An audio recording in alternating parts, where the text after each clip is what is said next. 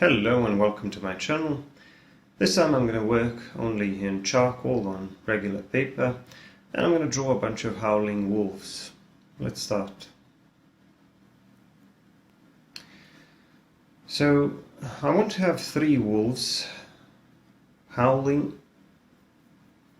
against a slightly lighter background. Now they're not going to be completely dark like silhouettes, but they're going to be fairly dark, so my goal will be to create a lot of contrast and tension between the main subjects and the background.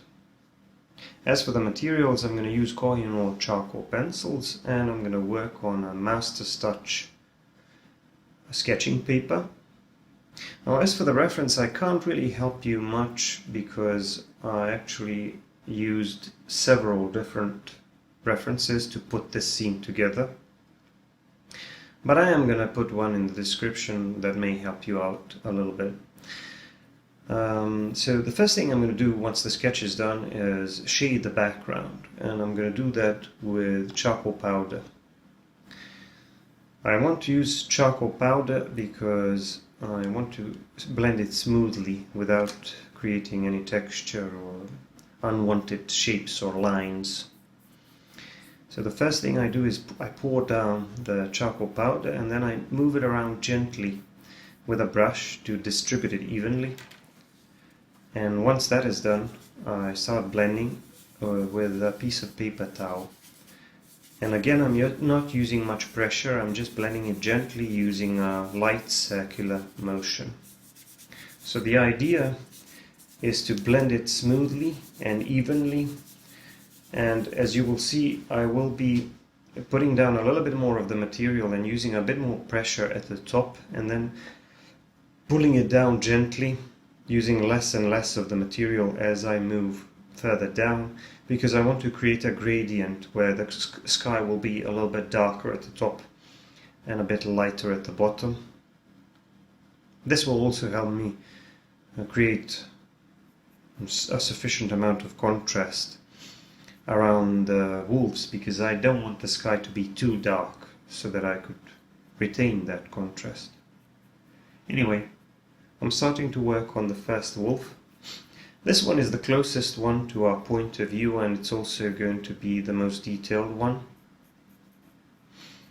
So I'm starting with the snout area, which is fairly dark, and the whole part of the body which is facing down, or maybe how to explain it, slightly towards us and to the right, is going to appear darker.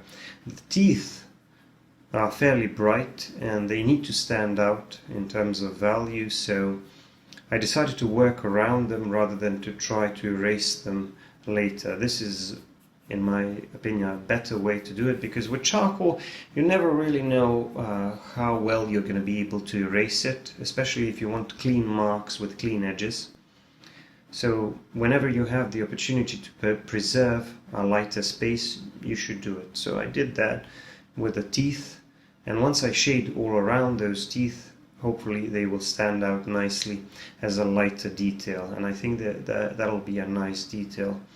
So here I'm starting to work on the fur, and the fur is quite a bit longer and fluffier here around the neck.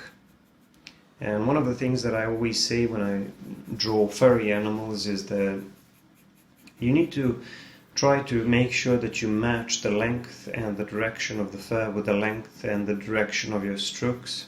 So if the fur is a little bit longer here around the neck area, I need to make sure that my pencil strokes match the length of that fur. Now once I start laying down that texture, once I start drawing that fur, at first it doesn't look like much because it looks like a bunch of lines, but when you actually apply a brush on top of that, and when I draw fur I usually prefer to use a stiff bristle brush with a cropped tip, and that pushes the charcoal into those lighter spaces, but at the same time it softens the marks a little bit, but at the same time it preserves a little bit of that texture, and some of those marks still remain visible. So basically you still have the fur that you try to draw by matching it with the length and the direction of your strokes, but it looks softer and it looks more dense, it looks more natural because of the blending tools. And blending tools are necessary when you're drawing hair because you can't draw every single hair. So when you use a blending tool, it softens the appearance of the fur and gives it some volume and thickness. So I'm moving down the rest of the body. This hind leg is going to be a lot darker, it's all in the shadow. And also the part of the belly area and the chest area, which is facing away from the light source, which is mostly coming from above and behind the wolves. That whole area is going to appear a little bit darker. So how am I going to make it darker? I'm simply going to use more pressure or make more of those marks or make denser marks in those areas, making them appear darker. And I will always try to make pencil strokes that kind of look like fur. I can't really be patient everywhere. In some places I have to be a little bit more patient because I know there's going to be less blending, and I know that those areas are going to be a little bit lighter, so more exposed to the light source and also more exposed to the view of the viewer. So I'm going to need to make sure that they're a little bit more detailed and a little bit better done. But in other areas I can just make the shadow area a little bit more blurry and a little bit less detailed. In fact, I will deliberately simplify some of the shadow areas so that I would make those lighter portions stand out better, and so that I could create more contrast between the two. Another thing that you'll notice in the fur is the fur, especially where it's longer and where it's around the part of the body where it bends, there will be these folds in the fur. So these are like small darker shadow areas, and to draw these I simply draw slightly darker marks here and there. And what that does, it creates a feeling of depth and thickness in that fur. It looks a lot longer and fluffier, especially when you use a blending tool. Now, you're noticing that this looks fairly dark. Now, this is pretty much how I wanted it to look.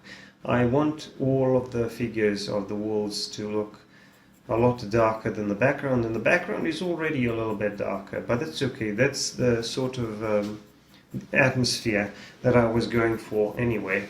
So the background is already a little bit darker, but I will still create contrast with it because the figures, the shapes of the wolves will be very dark with a lot of shadows. That doesn't mean that there won't be any details on them. As you can see, I am trying to refine the appearance of the fur, especially around the neck, that whole area that is exposed to our view, and I want to make it look as detailed as possible.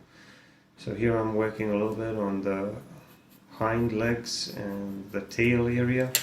The tail won't be visible on, or not much of it will be visible on this wolf or the other ones. But I will try to add a little bit more detail to the hind legs. The fur is a lot shorter here, so I need to be careful about how I draw it, because if you draw the fur with longer marks in the area or in the part of the body where the fur is longer, it won't look very convincing. So these are just some of the details that you have to pay attention to. But of course, the most important thing is establishing those larger contrasts between the shadow areas and the lighter areas. And I've already pretty much done that, because as you can see, that whole groin, hind leg and belly and chest area is darker because it's facing down. And similarly, if you look at the head, sorry, if you look at the head, the lower jaw area, the part of it which is facing down, is also darker. Not necessarily because it's covered with darker fur, because it's mostly covered with lighter fur, but because it's in the shadow, it's facing down, it's facing away, it's facing completely away from the light source. So these contrasts are very important if we want to have a three-dimensional looking subject. And what I'm doing here now is I'm erasing some small details with the kneaded eraser. I'm just going in and lifting up a little bit at a time and making some of those lighter clumps of fur stand out, because the parts of the fur which are sticking out, which are protruding, they're going to be getting a little bit more light from the light source. So I need to draw them lighter, and the way to do that is to just go over them with a kneaded eraser or any other type of eraser. But the kneaded eraser is very convenient because you can just dab on the areas and make them lighter, except for the fact that with the kneaded eraser you have to keep reshaping it or remolding it so that it would, keep working, so that it would keep soaking up that charcoal material. Anyway, moving on to the other wolf. This one will be facing or turning slightly to the other side, so one of the things that I like is how there's a slightly different position of the body with each of the wolves. And this one is going to be a little bit darker. It's going to be like a black wolf. So it's mostly going to appear like a dark silhouette, but I'm going to try to refine its appearance a little bit and add a few lighter details here and there, because I still need to establish some kind of a contrast between the top part of the body, which is exposed to the light source, and the part of the body which is facing down or facing away from the light source, which needs to be almost completely black. So once again I am blending, but this time I'm also using my fingers a little bit. And if you're wondering why would I use my fingers, well, because your fingers are great blending tools when you want to blend large areas and make sure that they remain darker, because you can really push that charcoal into the grain of the paper. But the problem is, of course, that there's only so much you can do with your fingers, because they're kind of large and awkward in comparison to some of the other blending tools. So when you want a little bit more precision, obviously you're going to need to use smaller brushes or tortillons. So here I mostly used bristle brushes so far, and I usually use two types of brushes. The other one that I use is like a softer synthetic brush, and they behave a little bit differently, or rather the effects of their blending is a little bit different, so I like to use them both. So here I'm using a Koh-i-Noor pencil eraser to pull some lighter lines on that black wolf. That'll make some parts of the body stand out a little bit better, because I don't want it to be completely dark. And you can see that with the teeth I did a similar thing by reserving the white space, because I want the teeth to stand out. So I need to have a few of those smaller, lighter details. That'll also be interesting for the viewer. Anyway, moving on to the lower part of the scene, I'm going to finish the third wolf a little bit later. I'm going to add a little bit of value to this cliff that the wolves are supposed to be standing on. And I'm going to do that with a piece of willow charcoal. So I'm using several forms of charcoal powder, charcoal pencils, several kinds of them, because some of them are harder than others. For the most part I used a soft charcoal pencil, by the way. And here at the bottom now I'm using this willow charcoal, as you can see. I'm going to blend that a bit with a softer brush now, because I want to blend it a bit more smoothly. And I'm just gonna move it around gently, because I don't want to create too much texture. A little bit of texture is okay, because it doesn't have to be as smooth as the background, as the sky. but it still needs to be fairly smooth. Now, how I imagined it is to be to look like a snowy cliff that's partly covered with snow. So you're probably wondering, well, why did you make it so dark? Well, it's not going to appear that dark because the walls, first of all, are much darker, and second of all, I'm going to make some parts of the cliff even darker. And what that's going to do, it's going to make those areas which are previously shaded appear much lighter. That's called value interaction. Something can appear dark, but when you put an area of much darker value next to it, it will start to appear much lighter. So as you can see, I started working on the third wolf. This one is facing away from us a little bit, and I wanted it this way. And this one will also appear a little bit smaller because it's further away from our viewpoint. So it's very important to keep those details in mind because of the perspective. The animal that is closest to us needs to appear the largest. And I also like the shape of the first wolf the best, and that's why I made it so detailed, and I'm hoping that this first wolf will attract the largest amount of attention from the viewer. Nevertheless, the other two are also an important part of the scene. So once again, just like with the other two wolves, I'm making sure that the part of the wolf's body which is facing away from the light source is much darker. This wolf is also going to be like a greyish wolf in terms of the color of its fur. The one in the middle is a black wolf. It's a little bit darker. This one is going to appear a little bit lighter. So I'm going to have some patches of lighter fur and darker fur, but I'm still going to move that charcoal dust all over the body of the wolf to make it darker, because I want all three bodies of the wolves to appear darker so that they would stand out against the lighter sky.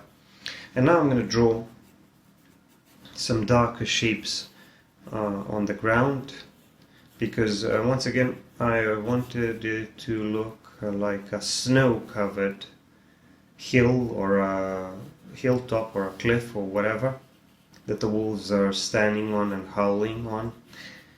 And now I'm just going to draw some irregular shapes, and those are going to be darker. These aren't covered with snow, and these are going to appear almost black.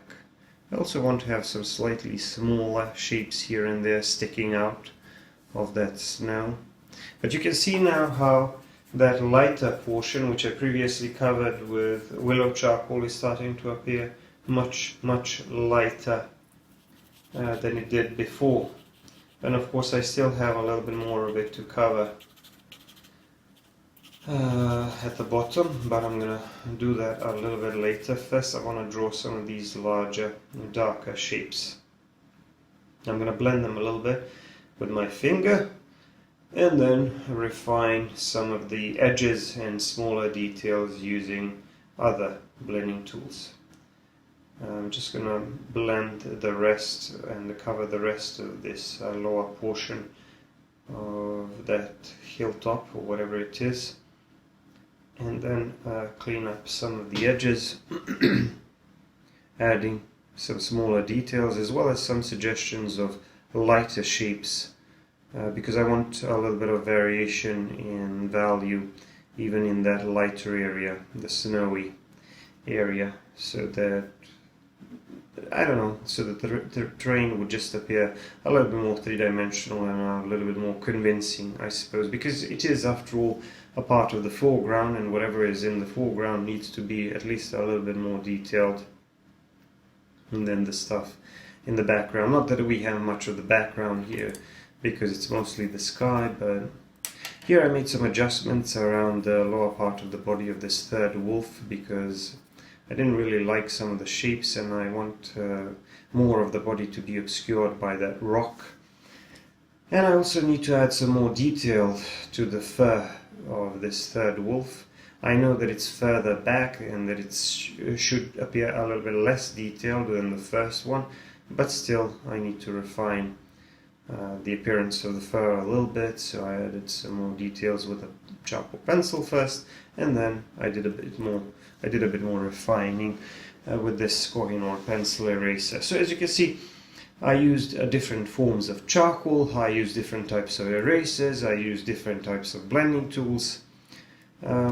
It's a good idea to use different types of tools because they all have slightly different effects. They all have their advantages and disadvantages, and that's why you want to try to use all of them so that you could use all of their advantages. Of course, all of this takes a little bit of experience and practice so that you could get to know your tools, and there's only so much I can convey like this on a video. A lot of these things you just have to feel when you're holding the pencil or an eraser or a brush. A lot of these things you have to feel. You have to feel how these tools work, and then you can develop your own techniques and choose when to use which one. To complete the scene, I'm going to add a few trees here at the bottom. So we can imagine maybe that the scene obviously takes place in some kind of forest, and we can imagine that there are some trees or a group of trees further back behind this hill or cliff. I'm going to add a few trees here on the right, like tall coniferous trees, all the way in the back. Those are going to be darker shapes, and I'm going to try to merge them with this darker shape of the rock. And I'm going to do the same thing on the left side. I'm going to add a few trees here as well, and I thought that this would be a nice addition to the scene, and it'll make the whole thing stand out nicely against the lighter part of the background, against the lighter part of that sky. So I'm just doing a little bit of refining here and there, but the drawing is mostly done. I'm just going to do a bit more work with this pencil eraser on the third wolf to clean up some of the edges, and I'm almost done. I'm gonna finish the drawing by putting down my signature in the lower left corner. Don't forget to subscribe and give me a like and comment so that you can let me know what you think about this drawing. And also don't forget to check out my other videos, I have plenty of stuff. Now, this is what the finished drawing looks like. For longer videos and more content, you should check out my Patreon, because you'll find full-length videos and lots of other stuff there. So thanks for watching, and bye for now.